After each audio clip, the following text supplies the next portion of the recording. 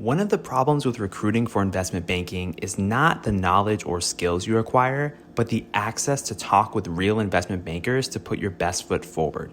Our sponsor, WSO Academy, can provide those connections with 60 head mentors who are finance professionals at top firms like Goldman, Centerview, and JP Morgan. Imagine being able to get on the phone within 24 hours with one of the Academy's 1,300 mentors right before a critical interview. Get on the waitlist for WSO Academy today by clicking the link in the show notes or by visiting wallstreetoasis.com/academy. Superday Prep Part 2. Today we're going to be talking about technicals on investment banking insights.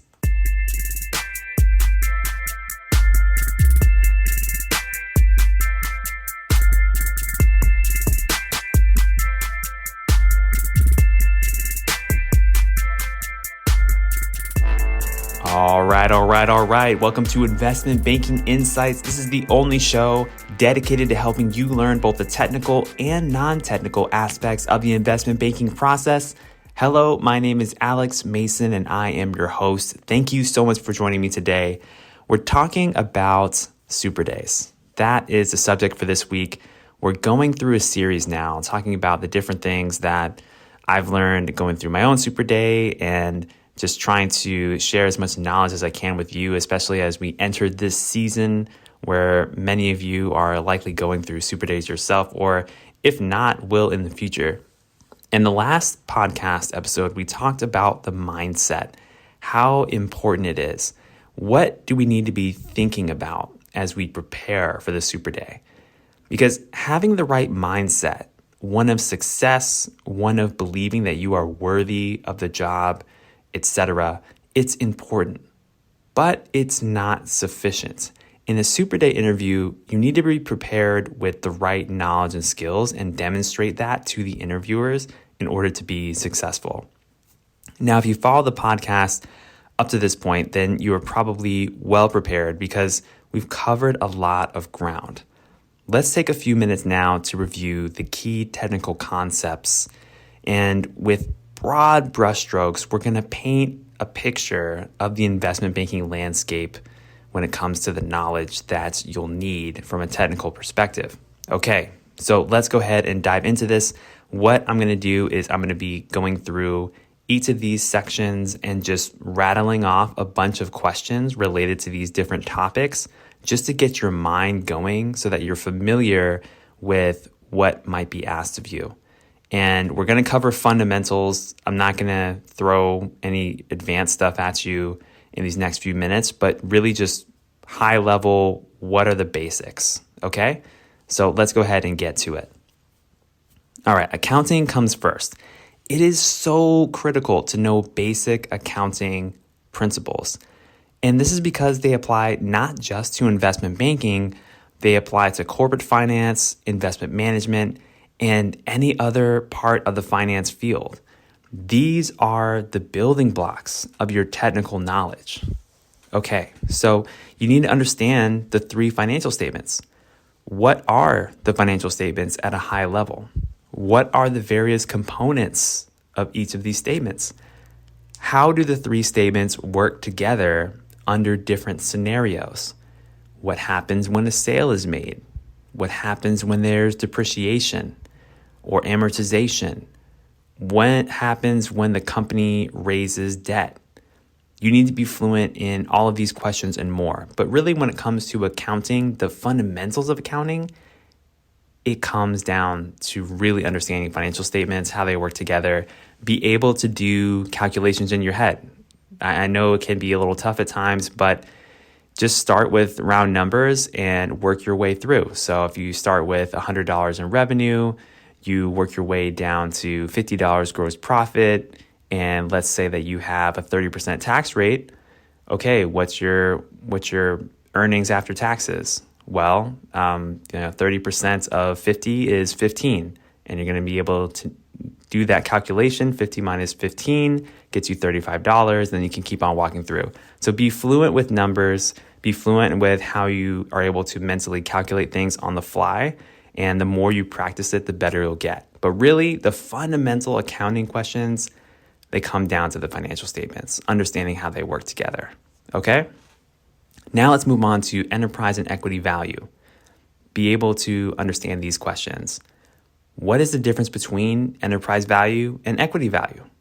What are the components of each? How are each of these affected by different transactions?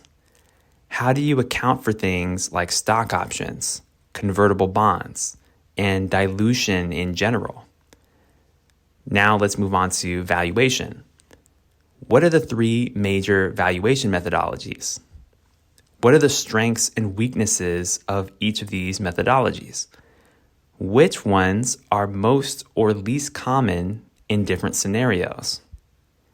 How do you perform a comparable company's analysis?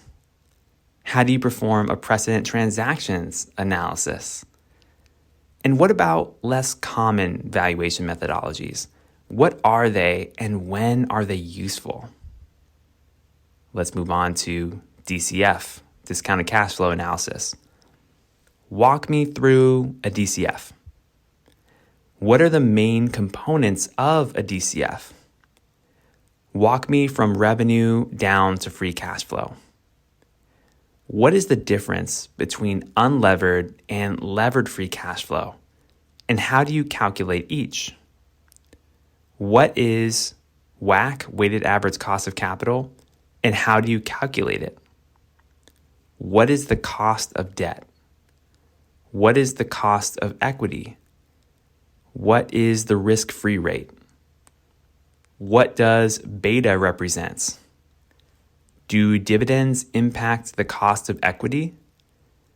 Describe to me the concept of terminal value, and describe to me the two methods used to calculate terminal value. Now on to mergers and acquisitions. What is the concept of goodwill, and why do we use it? What is the difference between a merger and an acquisition? Walk me through a merger model. Why would a company perform an acquisition? What do accretion and dilution mean, and how do you calculate it? What are the three ways that one company can pay for another company? What are the two types of synergies, and what are their characteristics? What type of sensitivities exist in a merger model? Okay, moving on to leverage buyouts. Walk me through an LBO. What are the key levers of an LBO? What types of companies make good LBO targets? What is a dividend recapitalization, and what are its effects on the financial statements? What types of debt are used in LBOs? Okay, so that's a rundown of various questions from all these different sections we've been covering.